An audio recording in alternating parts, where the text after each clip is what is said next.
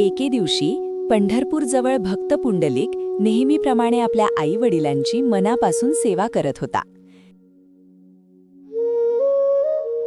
त्याच्या सेवेने प्रसन्न होऊन भगवान विठ्ठल स्वतः भक्त पुंडलिकाला भेटायला आले. विठ्ठल दारात उभे राहून म्हणाले, पुंडलिका, मी विठ्ठल आहे, मी तुला भेटायला आलो आहे.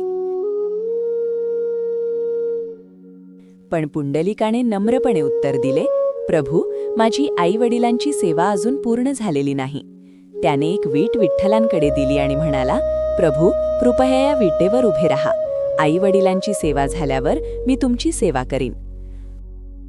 आई-वडिलांच्या भक्तीने विठ्ठल इतके प्रसन्न झाले की ते त्या विटेवर उभे राहिले आणि आजही वाट पाहत आहेत. म्हणूनच म्हणतात, आई-वडिलांची सेवा म्हणजेच देवाची खरी पूजा. आई-वडिलांची सेवा हीच देवाची खरी भक्ती आहे.